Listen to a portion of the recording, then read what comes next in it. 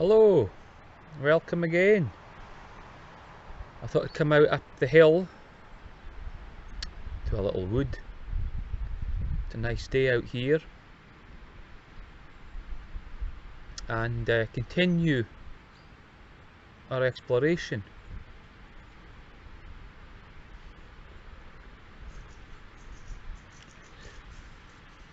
This is in relation to what's going on in the world at the moment with Covid-19.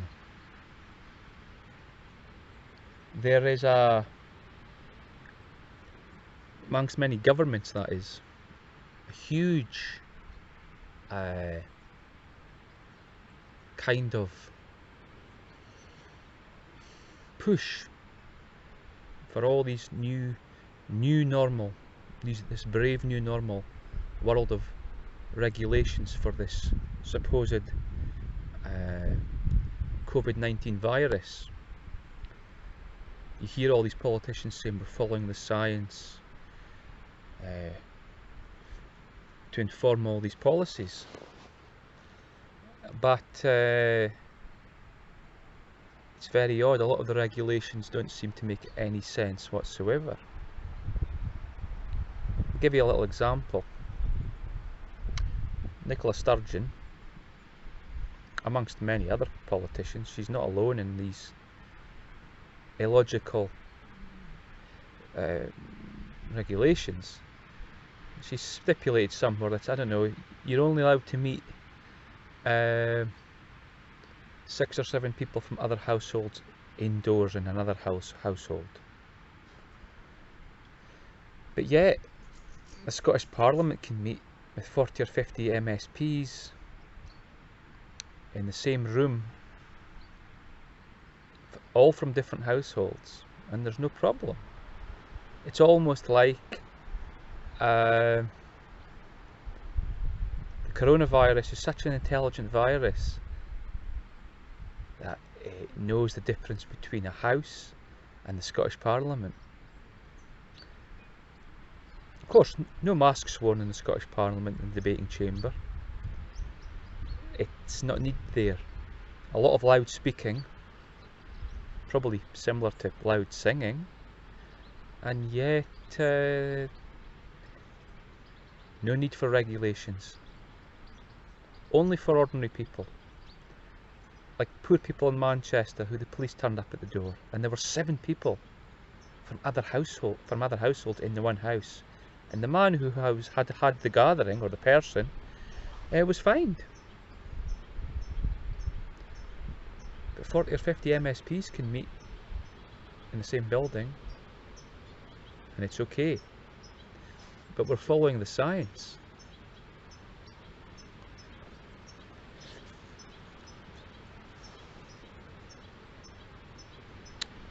We shouldn't be living in a kind of medical, technological tyranny. Everyone's banding about, the pro-COVID lockdown type people, banding about this notion of science, technology, some truth, like this is the truth, we have the truth, no one else has the truth. But of course, that example of the MSPs in the debating chamber, 40 or 50 MSPs can meet, no problem. Yet in other places, like house, you can't only meet 7 people from another household. It's very strange. And yet churches are still closed. Too much singing goes on there. And but MSPs can meet. Brothels are open. BDSM dominatrixes are open for business. But churches are closed.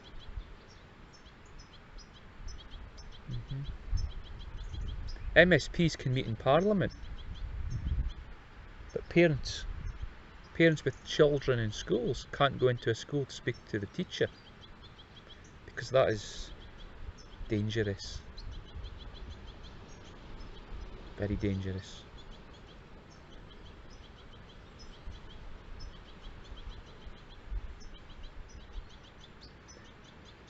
More and more testing going on, more cases, no deaths.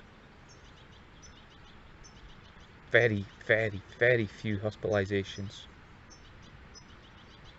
Yet still lockdown, still restrictions, still doom and gloom. It's an abuse of science. It's using science to lie, I think, essentially. But we're all living in the lie, aren't we?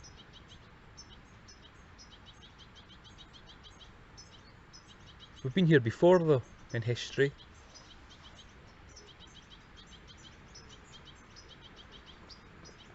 We've been here before. We were warned by Aleksander Solzhenitsyn. He warned the West that this might come.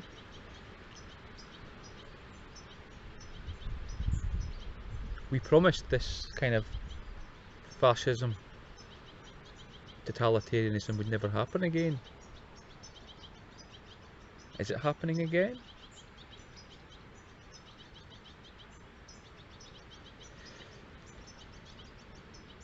This is from the Gulag Archipelago that Aleksander Solzhenitsyn wrote, and I think it sums up our predicament now.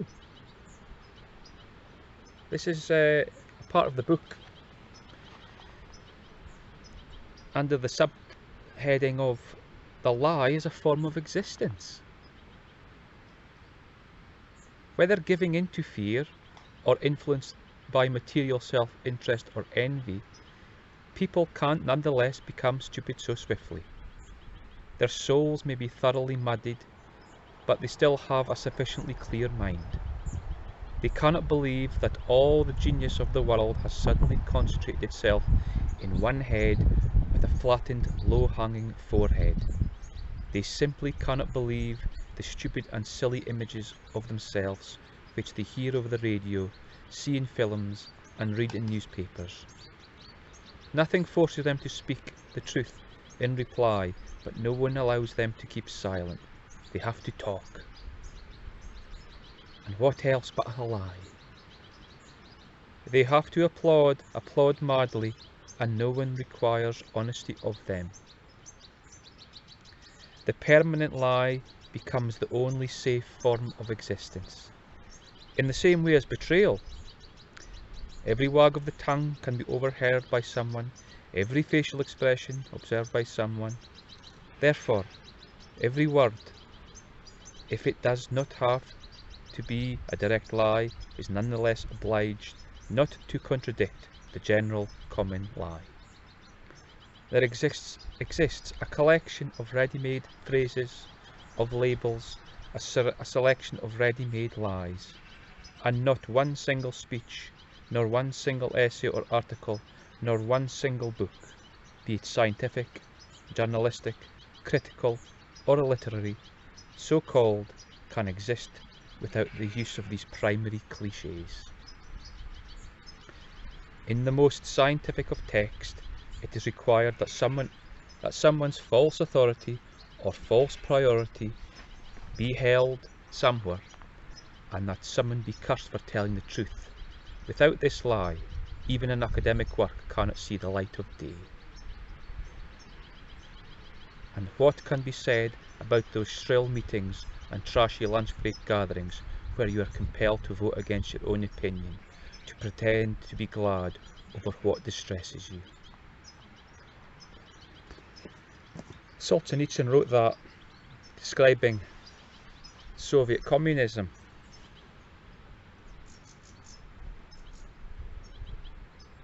Reading it now and seeing what's going on in society today, one would think that was a description of what was going on now.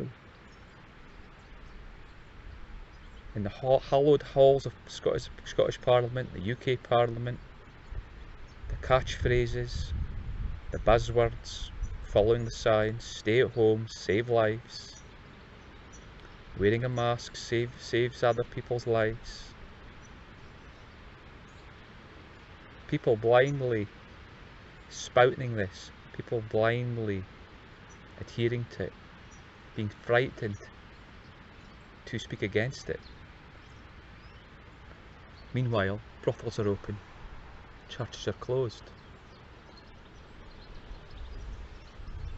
Meanwhile, 50 MSPs can meet without masks in the Scottish Parliament. But you can't meet 6 people from different households in your own house, because that's dangerous.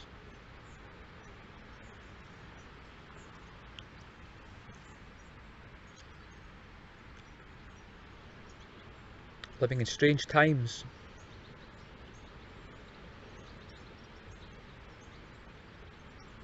It's strange, these government advisors advising SAGE and the public health people advising the Scottish Government, for example. You read their social media accounts on Twitter and Facebook and places like that, and you almost get the impression that they're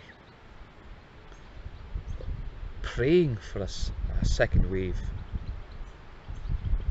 It's like they really want this lie to continue. But yet, no more worse than the 2018 flu.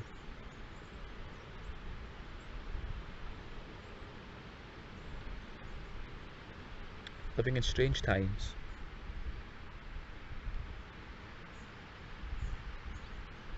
But is life really to be led with the diktats of this science, so-called science? Are we to really place all our hopes? I can understand that some people are extremely frightened. Some people are frightened of death. I mean, we're all going to die.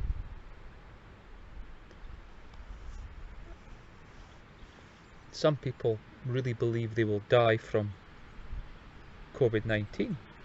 Of course, Spy B from SAGE, the Applied Psychology Unit, has made it quite clear that they want to increase people's sense of personal threat.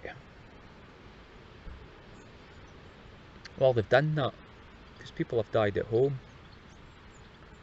People have killed themselves rather than continue to live, because they see no other way out of this. All they see is the threat of this death from Covid-19 on science, the science that they're being told. We have to be very careful of blindly following the science, because of course there's lots and lots of scientists, doctors, biochemists, virologists who disagree greatly. That has to be remembered.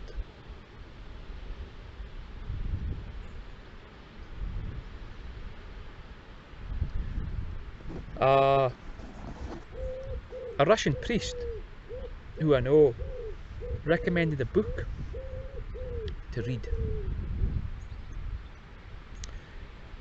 The book's called His Life Is Mine, by a monk called Archimandrite Sophrony, and he warns about this worship of technology and taking one away from this inwardness I've mentioned in other videos, and this reliance on rationalism or an intellect, especially in a kind of technological way, and scientific way. And he says, little by little it dawned on him that pure intellection, an activity of the brain only, could not advance one far in the search for reality. Then suddenly he remembered Christ's injunction to love God with all thy heart and with all thy mind. This unexpected insight was pretentious as that earlier moment when the Eastern vision of supra-personal being had beguiled him into dismissing the gospel message as a call to the emotions.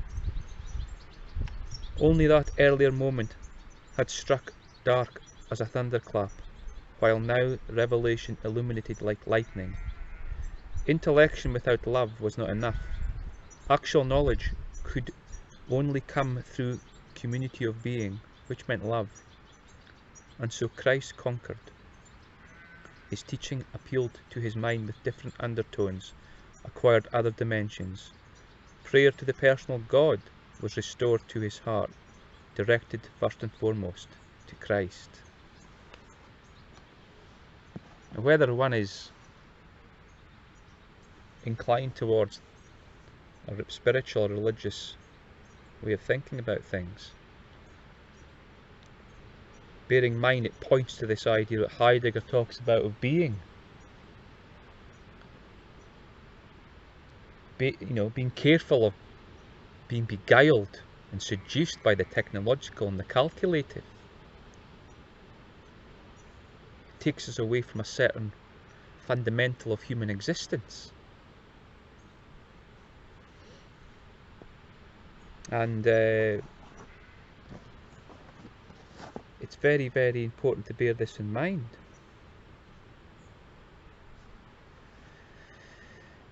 As Heidegger talks about in one of his essays, the end of philosophy and the task of thinking. He remarks on this technological and scientific kind of takeover of human being, and as the Archimandrite Sophrony would agree, take you away from the spiritual. So Heidegger says the sciences are now taking over as their own task what philosophy in the course of its history tried to present in certain places, and even there only inadequately. That is, the ontologies of the various regions of being, nature, history, law and art. The interest of the sciences is directed towards the theory of the necessary structural concepts of the coordinated areas of investigation. Theory means now supposition of the categories, which are allowed only a cybernetic function, kind of information, technological idea of information exchange, but denied any ontological meaning. Being. The operational and modal character of representational calculative thinking becomes dominant. However, the sciences still speak about the being of beings in the unavoidable supposition of their regional categories. They just don't say so. They can deny their origin from philosophy, but never dispense with it. For in the scientific attitude of the sciences, the document of their birth from philosophy still speaks. The end of philosophy proves to be the triumph of the manipulatable arrangement of the scientific technological world and of the social order proper to this world. The end of philosophy means the beginning of the world civilization based upon Western European thinking.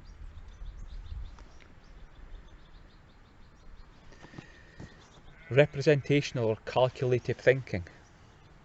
I've mentioned that in relation to children's education, how they inculcate them in seeing their existence and their suffering and their struggles.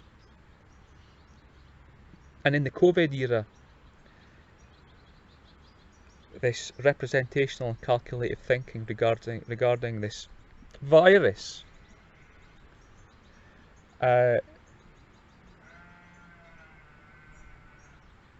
forgets the possibility of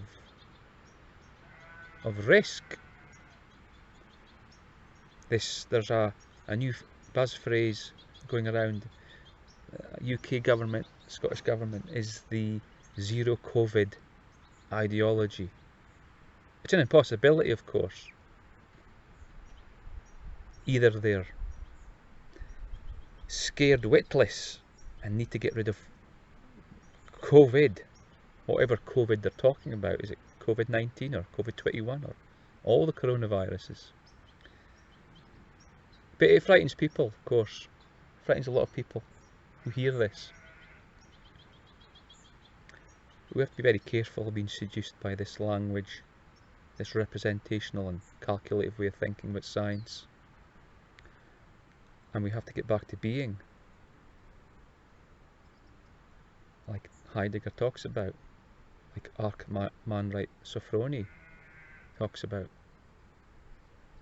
Because if we embrace that way of thinking, away from the technological, away from the calculative, away from a reliance in the certainty that we think science gives us, maybe that can liberate a lot of people, set a lot of people free, make people less frightened. Because anxiety is a great educator.